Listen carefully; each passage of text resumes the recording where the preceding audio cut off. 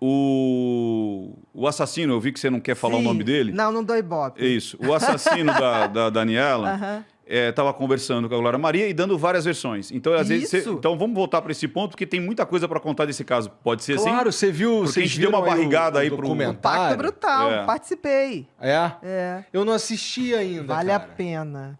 Vale a pena, Igão. Não sei se você pegou esse momento, assim, né? É da minha geração. Foi que ano isso daí? 1992. Não, o assassinato foi em 93, né? Não, 92. Eu tinha... Tá fazendo 30 anos. Foi em 92. Dezembro de... 27, 28 de dezembro, né? 27 de dezembro. De 92. Eu tinha 7 anos. Eu lembro vagamente... Foi uma comoção, Eu né? lembro vagamente dessa comoção e como foi um absurdo tudo isso e tal... Eu preciso ver esse documentário. E é legal você ver pelo seguinte, que o documentário, ele não veio trazer versões. Ele já foi julgado. Isso. Ele veio trazer provas documentais, de testemunha, né? Que até hoje, muita gente, quando vai falar, fala assim, não era aquela atriz que tinha caso com o parceiro de trabalho? Nunca teve. Nunca teve. É o lance da mídia, né? O quanto que a mídia... manipulou aquela história. E virou um folhetim. A própria Glória falou, né? Precisava de um folhetim para vender. Exatamente. E o próprio advogado acabou acrescentando que tinha um diretor italiano que sabia. Não, Mas eles faziam o quê? Eles contracenavam na novela? Era uma parada assim, eles né? estavam... Eles tinham... Era um par, né? Que, na realidade, o par romântico da Dani era o Fábio Assunção. Seria o Fábio Assunção, já estava na sinopse da novela. E aí, no início, ela tem um relacionamento com... Bira, não é? Com o personagem lá do assassino. E eles desmancham. Quando desmanchou e começou a chegar o roteiro das gravações, ele já não sendo mais, e que a novela caminhava para o que era o planejado, Fábio Assunção, ele surtou. E ele começou, tipo assim, não, fala com a sua mãe, tem que trocar. E ela falou, não vou. Isso não existe, ninguém influencia minha mãe, não vou fazer isso. E aí ele começou assim, obsessivamente. E aí tramou lá a questão, e não sei se você viu, né? Tinha todo um simbolismo de uma coisa meio magia negra ali, né? Tinha. Uma semana antes foi limpar o terreno lá, porque tinha que ser uma coisa perto de uma árvore, na última lua cheia do mês, e aquela coisa de você tirar o coração, né? Aquilo é uma oferenda, né? Na época, nunca se tocou muito nisso, porque era tão difícil. Dessa parte eu não sabia. Você vai entender. A gente não pode dizer que é isso. Agora, que aquilo foi totalmente ritualizado, planejado, é uma coisa incrível. Você vai ver ali que aquilo tinha um determinado fim. E ele tinha umas histórias de levar uma entidade para o teatro. Tinha umas coisas muito esquisitas. Eu assisti, né, o episódio. Eu fiquei muito feliz quando você apareceu lá. Falei, a doutora Beatriz ali e tal, dando sustentação, né, para dizer o que estava acontecendo. E a Paula Tomás, ela ia assistir ele nos Leopardos, né? Em tudo. E aí levava uma Nossa Senhora. Só que dentro dessa Nossa Senhora, pessoas que conviviam lá com eles, aquilo era como se fosse um disfarce. Então, dentro tinha objetos, tinham símbolos incrustados dentro e ela colocava, e toda vez que ele ia fazer alguma coisa, ela ia com essa Nossa Senhora e abria a bolsa e colocava ali. Ele também tinha uma imagem esquisitíssima, que as pessoas tinham muito receio no camarim dele. Existia uma ritualização. Uma ritualização. Uma religião ali. A gente não sabe qual que é definida, mas existia um pacto religioso, vamos dizer assim. Exatamente. E ele tudo isso que acontece é para que ele consiga obter o sucesso, exatamente, né? Exatamente, a qualquer custo. Qualquer custo. Eu li em algum lugar, assim, porque esse caso, com esse documentário, voltou, né? E ele fez uns vídeos, ele falou umas paradas e tal. E eu não lembro, mas era um outro ator falando que trabalhou com ele na época. Maurício Matar? Talvez, que acho que foi. Parece que ele falou pro Maurício, se é que foi o Maurício, eu não lembro, mas talvez tenha sido, que ele faria qualquer coisa para ter sucesso, ele transaria com qualquer pessoa que ele tivesse. Mas fez, né? Fez, né?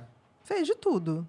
Tipo assim, muitas coisas. É claro que um cara desse tem passado. Eu sempre digo isso. Um psicopata não nasce quando faz o primeiro crime. Ele já tem várias outras coisas.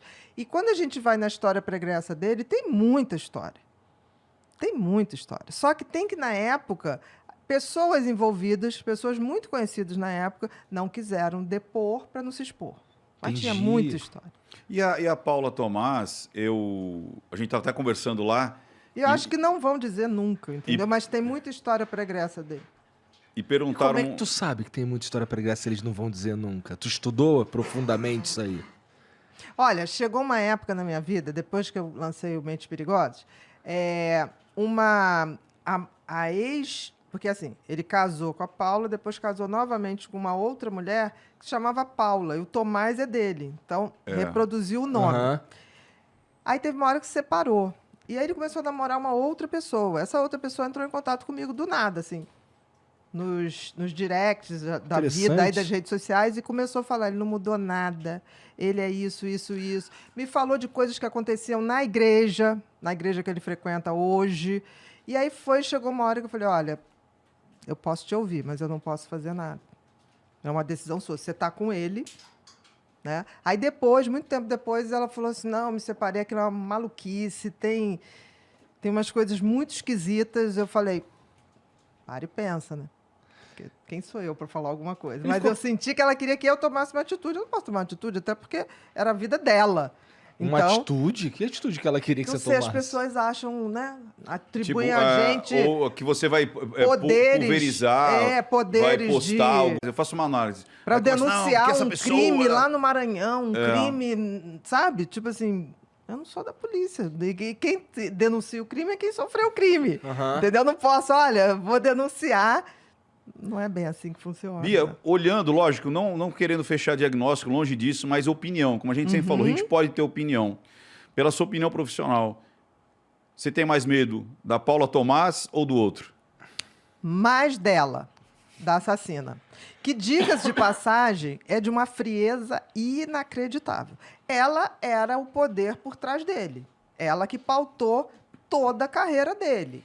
E ela topava essa coisa da relação aberta para que ele fosse à caça. Mas tudo tinha que reverter para o casal. Então, e se você pensar bem, ele no júri, por exemplo, Igor, ele é tão exibicionista, tão narcisista, que ele no júri, ele simplesmente deu um show. Ele pegou ali o palquinho, que é um júri, e ele começou a fazer a voz da Dani, a voz da mulher, a voz dele, encenar aquilo. Foi patético. E ali todo o juiz ficou muito impressionado com aquilo, porque ele não estava nem aí mesmo. Ele aproveitou para fazer a cena dele. A outra, até hoje, diz que nunca esteve lá. Apesar de ter sido condenada, porque tem provas que ela estava lá. Né? O advogado, né? Hugo, que já faleceu, né?